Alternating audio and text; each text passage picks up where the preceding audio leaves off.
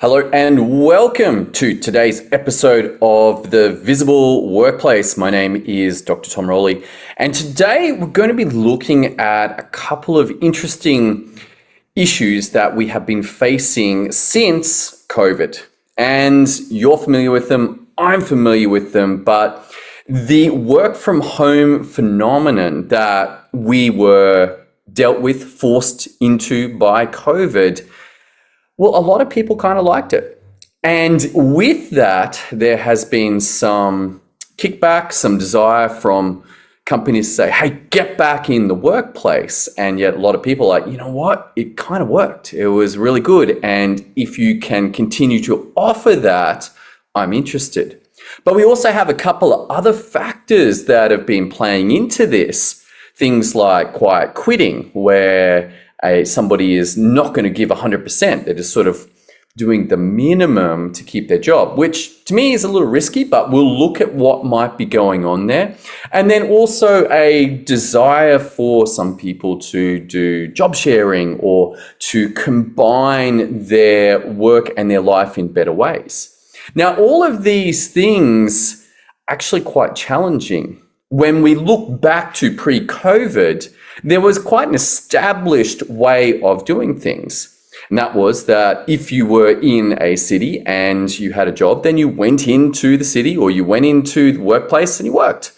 And then at the end of the day, you worked and you went home. And COVID obviously changed this. It suddenly made it that we had to adapt, and the Zoom phenomenon kicked off and suddenly everyone's working from home. But then COVID ended, and COVID revealed that work could be done from home by a lot of people. And they were like, you know what? I want this. I want to keep this. This has led to a problem though. And then the problems is like, well, how do we do this? You see, if everyone's working from home, then we could have Zoom meetings all the time. But if half the workplace are in place and half aren't, and then the ability to communicate goes down. And this is actually a factor across the other phenomenons as well. Looking at work-life balance generally. If I want to work less and I want to job share, then every week I have to hand over where I'm up to, and then I have to receive a handover from my compadre, from the other person doing the work. And this could be fine. This could be totally fine, but usually this is fraught with danger. I have been involved in extensive numbers of handovers. So in medicine, at the end of a shift, you have to hand over. If there are people, let's say it's an emergency department, not all jobs have this. Some have it more irregularly. In general practice, we're looking maybe every couple of months when if I go on holiday and I'm like, well, I've got these 3 patients that I'm worried about. Can you look after this? Can you look after my results? But in emergency, it's daily. In the morning, there's a handover. In the afternoon, there's a handover. In the night, there's a handover. As the cohorts of doctors and nurses finish work and the next start. And in that, there is always a decreased level of communication that's just not possible to share everything that happened in a 1-minute handover when I might have been seeing that patient for 10, 15, 20, 30, an hour and a half, like 30 minutes, 90 minutes, and I have to condense down what's going on into 1 minute. And this is the same with handovers in work. If I'm on a job share, then I have to do this all the time, and it's easy for things to get missed, particularly if we can't see what's going on. We also have this phenomenon of quiet quitting. Now, it's not really quitting. It's not really quitting at all. It's just putting in the minimum amount of work. And I'm like, you know what? This is a funny phenomenon. I have consulted with many people who don't work. And I'm like, what do you do all day? Like, it's fascinating to me. Like, how do you feel in the day? Because it's one thing to be on holidays and relaxing. I was just recently up at Kagari at Fraser Islands, and used to be known, and stunning, absolutely stunningly beautiful place. Really fun. We went four-wheel driving, fishing, champagne pools. It's a place where these rock formations form the pools and the water comes in and the seawater bubbles because of all the foam. I mean, just spectacular. But to do nothing day after day after day, to me, it's a problem. To me, it's a problem. I think self-esteem goes down, self-worth goes down, purpose is questionable. All of these problems come when people don't work. And so this quiet quitting phenomenon suggests that people are not happy.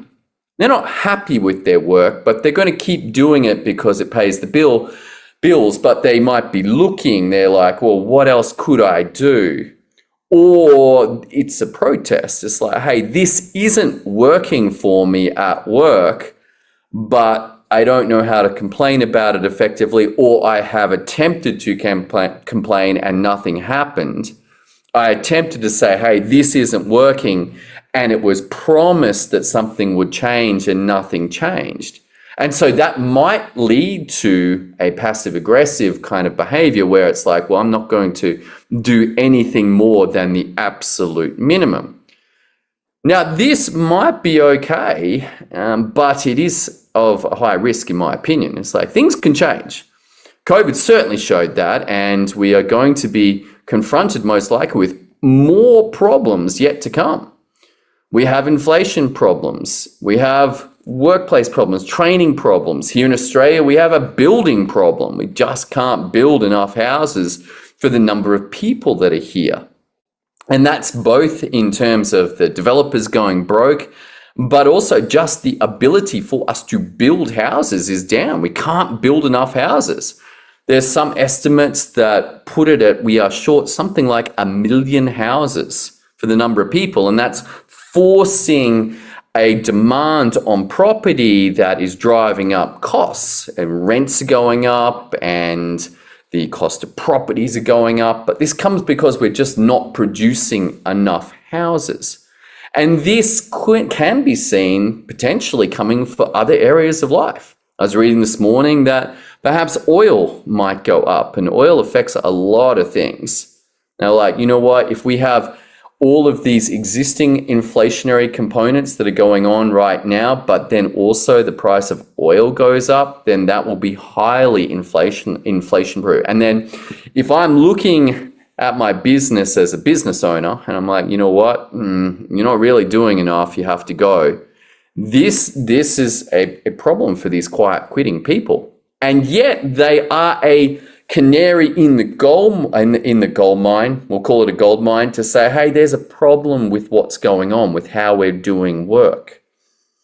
These phenomenon of work from home, quiet quitting, and job sharing, to me, all can be linked in a problem, and that is that we have limited visibility of what's going on at work. Hence the podcast, The Visible Workplace. It's like, I can't see what's going on. And we used to, when everyone's in the same building, be able to talk. I could walk across to Bob or Mary or Jane or whoever it is, Janu, and have a chat with them. But we've moved to these hybrid workplaces. And this, to a degree, was already going on with virtual workers, that people in other countries that I can liaise with, they are not in my physical presence. And so the ability for us to see what is going on is very important. One of the other problems that we've got when we can't see what's going on is I'm uncertain what got done. And this is both at a team member level. Hey, what did I get done? I felt really busy, but I can't see what I got done. Did I do anything this week? This is particularly prevalent for the business owner or the entrepreneurs. It's like, whoa, I just worked a 60-hour week, an 80-hour week. What got done? I don't know. Now, why is this? This is because we can't see the work. Can't see the work. What's getting done? Who's it getting done by? Like, all of these problems are coming because we can't see the work. Or we can see the work, but it doesn't really work for us. Like, it's not that usable. And so people don't use it. If it is too hard to see the work or track the work, then people won't do it. And this can happen very easily with these modern project management tools. There are so many templates. They're so powerful. They can do so many things. It's like having the power of Excel to do a million things, but not everyone knows how to use them as well as everybody else. And so we've got concerns about what happens if I do this? What happens if I do that? And people become unsure of what to do. And so it doesn't get tracked and we can't see. And this is also a problem when I want to see, hey, what did my team do? And come around to payroll each week and it's like, hey, what did we get done?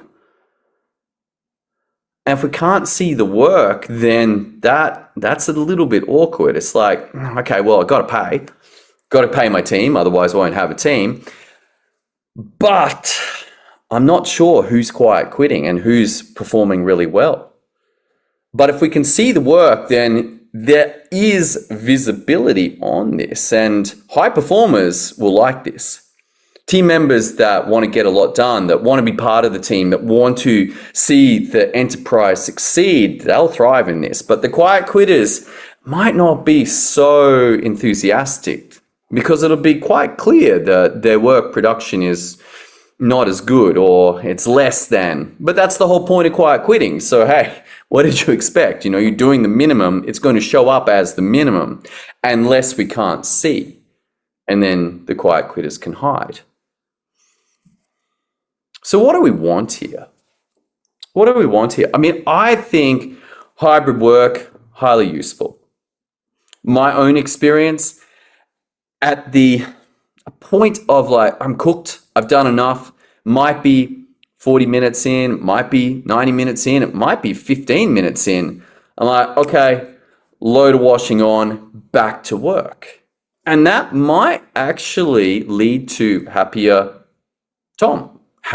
people, that the house is running well.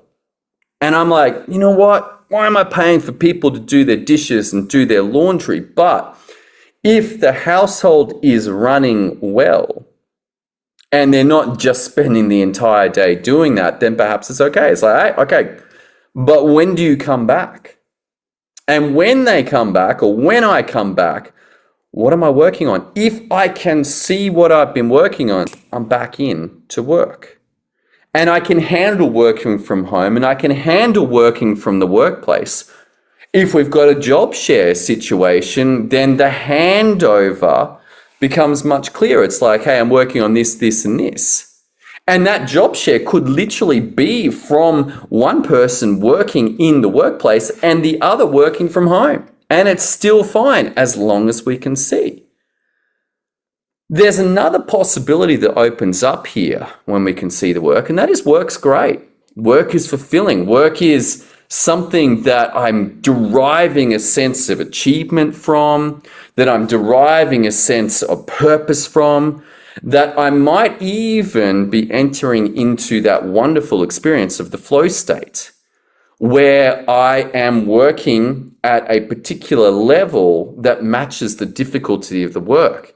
And I know what I'm doing and I know how to do it, and it is challenging, and yet I'm skilled enough to do it, and I enter into the flow state. And this happening at work, this is what we want. We want people generally in flow state. And there are some downsides to flow state.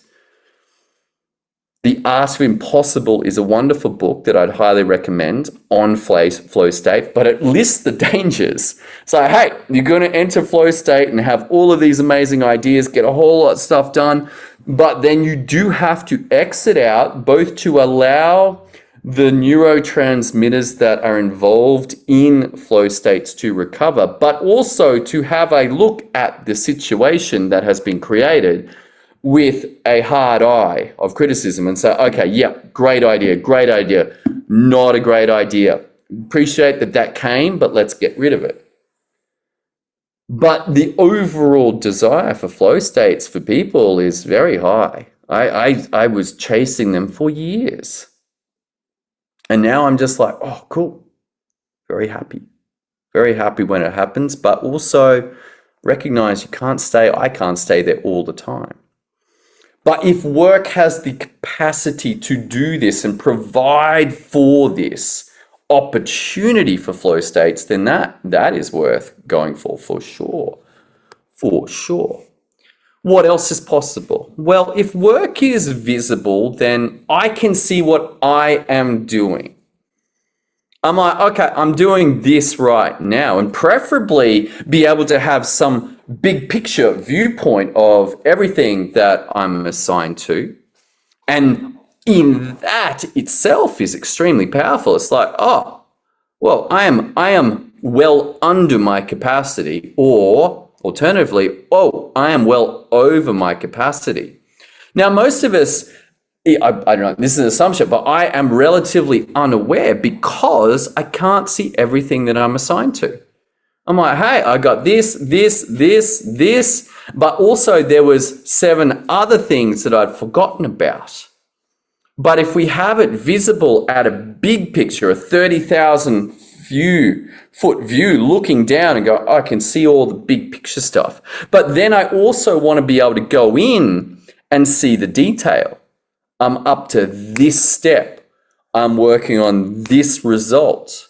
And that is to me the gold standard. That's what we're looking for. Both the big picture, how much am I doing?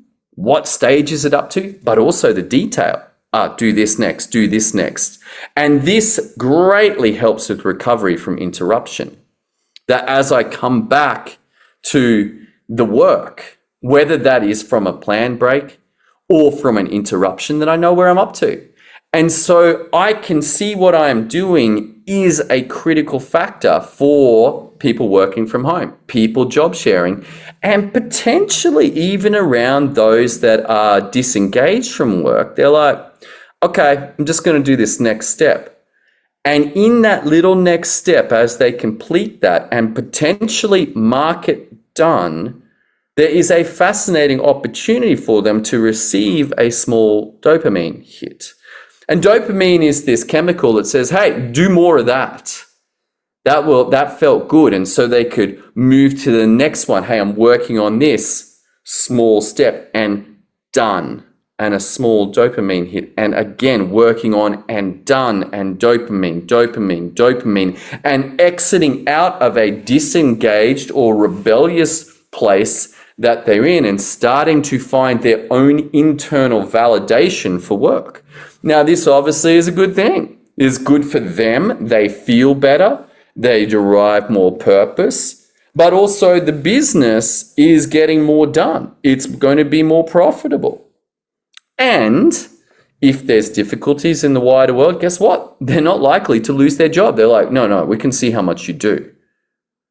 We want to keep you on board. Keep going. Love it. Grateful to have you in our team. But also in a workplace that is visible, I can see what others are doing. Not only to know where we're up to as a whole team, but in case of job share, in case of sickness, I can see what's going on. I'm like, oh, cool, okay. It also gives me the capacity to plan for difficulties. Hey, we're behind on this project. Let's recruit some people and get this done. Why are we stuck? What's going on? And you can see where the work is stuck. That in itself saves a lot of time. It's like, okay, no, we're stuck at this position. All right, what's going on? This, and this. Okay, what do you need to fix this? We need money, or we need people, or we need time, or we need expertise. Great, let's get that in there. But if we're just generally stuck and can't see what even the step is, then it's like, okay, what's going on? You've got to do this whole audit of where the situation actually is before going, okay, now I know where we are, and now what's the problem? Oh, this, and this. But sometimes that audit can take a long time, particularly on more complicated work. This overall idea also opens up for clear communication. That if I can see the work of a workplace, then there's the opportunity for 2 things. One is that I can see the current state of where things are at. I'm like, okay, great. That one has been done. This one's been working on. This one's scheduled. We're not doing this, okay, for whatever reason, and this one hasn't started. This is a form of communication, even though it's a visual communication, but the status of work is a form of visual communication, and it's got one significant advantage, and that is it is persistent. That if I don't touch it, then the status stays the same. I'm still working on it. I'm still working on it. I'm still working on it. And now it's done. Okay, when it was being worked on, the state was correct. I may not be able to see that it was being worked on, but it not really being worked on, a la I'm putting on the laundry, or I'm taking a break, or I'm meditating, or I'm exercising. But nonetheless, the overall ability of the status to communicate information is extremely valuable. And this potentially is of higher value than our other forms of non-persistent communication. What's a non-persistent? Well, non-persistent is chat, because as the next message comes in and the next message, then it drops away and it might be missed. And then you've got to scroll back and look for, oh, was there something important in this chat? Or the same with the notification. Now, hopefully notifications might have a, yep, I've read it or I've dismissed it. But if we've got a status of the work, then that is our persistence. And the notification can just be, yep, hey, this status changed, or the work that was done due before you is now done, you're up. But we're not relying on the notification stream for our to-do list. We're not relying on chat for our to-do list. When the work is visible, then I have a persistent method of visual communication that allows me to see, this is where we're up to. This is the work. This is what we're doing. And then we've got this optics option. Like when this is happening, I want you to imagine the power of being able to see. That you can, as the business owner or entrepreneur, you can see all of the work that's getting done. You can see what's not getting done. You can see what's due, what should have been done. But when you don't, you're just hoping that everything should be. And unfortunately, the risk is that something somewhere got missed. And it should have been done on a schedule, or it should have been done on a trigger, but it got missed. And now, there may be tolerance. People understand. It's like, hey, this was due. This didn't happen. But sometimes not so much.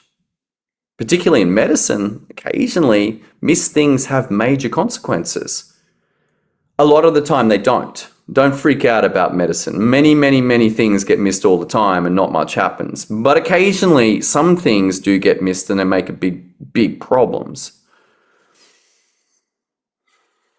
Medicine's not so great at being able to see what's going on. But we'll get there. We'll get there. I'll tell you who has done this very well is the airline industry. Apparently, I don't know, I read this story, and it was like medicine and the airline industry 50 or 60 years ago had about the same error rate. But the consequences for the airplanes having errors is pretty severe. And so they were like, okay, we've got to do something about this. And they instituted checklists, things that have to be checked before every flight, and they go through. Now, when I go through and tick off a checklist, what I'm actually doing is making work visible. That all of these things that are important for an airplane to work have been checked. Tick, tick, tick. And I hand that off, and we know that that work got done. Medicine, this did come in. The surgeons have extensive checklists because of errors that have happened. Operated on the wrong side, made the wrong operation. Some of that has happened. It's like, oh, they did the wrong operation on the wrong person. So these checks, and they seem odd. It's like, why do you keep asking me my name? Why do you keep asking me my date of birth? Why are you drawing on the leg? with a big arrow? Why are you asking me to confirm that that is the leg? Why are we looking at the x-rays to confirm that it's that left side, surgeon left side, patient left side, anaesthetist left side? Everyone agrees left side? Great, left side. This happened to a patient of mine. They operated on the wrong side of the neck. And it's difficult in medicine. You might think that this is a ridiculous error, but in medicine, it's quite easy to mix up left and right.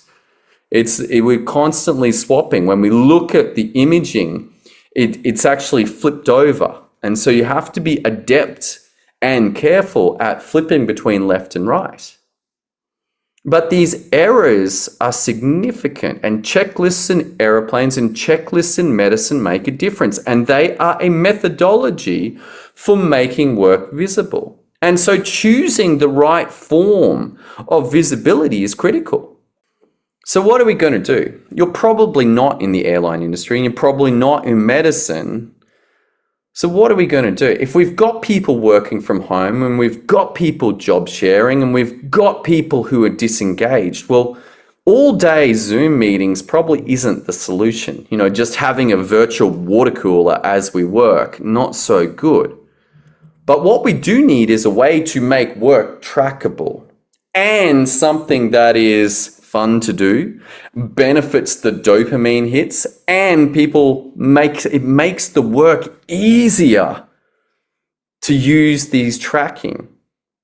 It has to be easier to see the work than to not see the work. And this is a lot of problems with, say, SOP software or SOP protocols, that they're up on a shelf somewhere, never being used. And you look at the last time they were updated and it says, February 2018 or March 2021, 2, 3, 5 years ago. And I guarantee over that time something changed, let alone if you're in the tech world, or if you're even not in the tech world, if you're just using tech, things keep changing all the time. So we've got to be able to update and make it usable for people. But this work must be trackable, but it also must be easy to do. So what are we going to track? Well, a couple of things. What is the results is a very good thing to focus on. What do most of us want? We want results. Processes, not really interested in how I get there. If I don't have a Porsche and I want a Porsche, and then I win the lotto and I get a Porsche, okay. If I get given a Porsche, okay. If I work really hard, okay. All of those end up with a Porsche. And if that's the result I want, and I know that's highly materialistic and whatever, but okay, cool. Hopefully you can relate to it. I'd love a Porsche. I just got an email today from a gentleman. He's like, hey, I just bought my production manager a Porsche. I was like, oh, dude, that's sweet. A GT4. I didn't even know they had a GT4. But nonetheless, the focus here is on the result, and tracking that is really helpful, even writing it down. If we add a tick box, now we've got a tracked checklist. And this is what we've been discussing before, the medicine and the airlines using a list of results and a tick box to check that off, making the work visible. And this idea around the status of the work is actually pretty good. The status of the results. And a tick box is one way. It's either a yes or no. It's done or it's not done. But we could also use a Kanban board, and it's like not started, working on, and done. And you drag the cards through. And this is tracking the status. And this gives you an extra option that the checkbox does not. The checkbox cannot show you that it's being worked on. All it can show is not done and done. A Kanban opens up for another level. It's like not done, working on, done. And you drag the item across. But you could also have a status bar, a little button that allows you to say not started, working on, done. But you could also have other ones, skipped or ready or scheduled or stuck. And you get a bit more variety for the ability to say, hey, this is the status of this work, not just not started and done, and not just not started working on and done. And yes, you could expand a Kanban board and have multiple columns, 7 columns and whatever. But I don't know if you've ever seen these ones. There's like 12 different columns. It's like, whoa, what the heck? Okay, not so sure. But I like status buttons. They're kind of cool. They're like, okay, I click the button. I know that when I want to go from not started to working on, click the button. When I finish the work, go from working on to done. Feels good. Feels good. And if I'm working with my team and I'm like, hey, this is done, and you now need to know that that's done, I got ready. I click ready. It means my part's done. And this is really useful when you've got templates that then get worked on by other people, or a result that is being worked on by a team. And I've got a section of work to do on it, and then I mark it ready and let my team member know. We need to know, hey, who's doing it? Unless it's you, just a solopreneur, or you're just working on your stuff, then hopefully you don't need to know who's responsible. Guess who it is? It's you. But for the rest of us into teams, it's like, well, who's doing this? Who's doing this? And so the ability to assign who's responsible increases the visibility of what's actually happening. It's like, oh, I know I am responsible for that. It's explicit communication that my name is on that work. And then with the results, well, there's got to be some way of getting it. That Porsche, whether it's by getting given it or winning it or working for it, there was some process that was involved, even if it was going to the newsagent and buying the lotto ticket. Not a very high probability of getting the Porsche, but it could work. Marrying into wealth could work. The most effective, though, is learning how to work. Actually learning what working and getting the work done and getting paid for it looks like. But how do we do it is important. And it could be known. There's a lot of business books out there. There's a lot of books that explain what to do. Gardening books, cooking books, business books, fitness books, all telling us proven ways of getting stuff done, of getting the result that you want, but here's the methodology for getting it. But it could also be unknown. Hey, I want this result. I don't know how to get it. You work it out. And that knowledge that we don't know how to get those results right now is valuable. I'm like not looking for how it's done. I know that we don't know. And it could be that others know, and I can make a phone call or I can send an email to somebody else and say, hey, do you know how to get this result? And they're like, yeah, of course. And they give you the steps and you're like, okay, do this, do this, do this, write them down. Okay. And then go execute. And it's also possible that there is such a result that we don't know how to get it. I mean, the one that comes to mind right now, which would be really helpful, would be fusion. But we're getting better at it. Like fusion is a game changer for humanity. Like we probably should be focusing on that because we've got energy problems. And if we work out how to do fusion, then we solve a fair number of the energy problems. And there might be more problems that come with that. But nonetheless, we do not know as a species how to make an energy producing fusion reactor. And you might not aim that high. You might go, you know what, maybe I just need to know how to do this other thing. And you got to work it out and you experiment and you find out things. I mean, looking back over the history of humanity, I mean, we have come across some amazing things. Penicillin, gunpowder, fireworks, clothing, leather, bronze, iron, internal combustion engines, miracles. We live in a miracle age. But these were all discovered and not known at some point and then discovered. And then finally, if we're trying to operate profitably, then a due date can be helpful. It's like, okay, this is going to enable me to focus my work. what's important, what has to be done, by when. And it allows for bigger projects to be handled. Next up, as we've already discussed, state persistence really helps. Those status bars that continue to display the state of that work are really helpful. At the time of handover, it's like done, working on, not started. Great, okay, cool, thank you so much. Go home, go rest. You come back and it's like done, working on. Great, okay, I'm excited, thank you so much. Well done on taking out those couple of things there. That's awesome. So state persistence of the status of the work is really helpful. And then this last one, the right usage of dopamine, to me, really helpful. That this movement from not started to working on to done, it's a small hit of dopamine to encourage us to continue on the path. And this enables big results to be hit, big results to be gone after. If I can consistently get smaller dopamine hits and know that I am progressing step,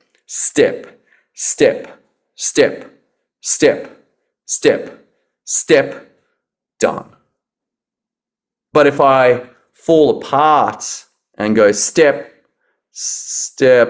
oh, it's too hard. There's no dopamine, there's no reward, there's no knowledge that I am progressing. And so the bigger results fall away. All right, that's all I got for you today. I hope you got some value out of today's podcast. If you're not already liked and subscribed, then go ahead and do that. And then a request, if you know someone struggling with these, then share this podcast up with them. Go and get more information about this over at magicboards.io. Thank you so much for joining me. I look forward to seeing you in the next podcast as we jump in and continue to explore the difficulties and challenges and solutions and results that are possible with a visible workplace. Thanks so much for joining me. See you then. Thanks for joining us at the Visual Workplace. This is a notification that the information and ideas discussed here are general in nature and do not take into account your specific circumstances. You should seek specialist advice for any medical, financial, emotional, mental, or other difficulties that you are facing with appropriate specialists and professionals so that they can apply your specific circumstances and give you the required advice. Thank you for joining us, but this is also a notification that all information is indeed general in nature and not specific for your personal circumstances.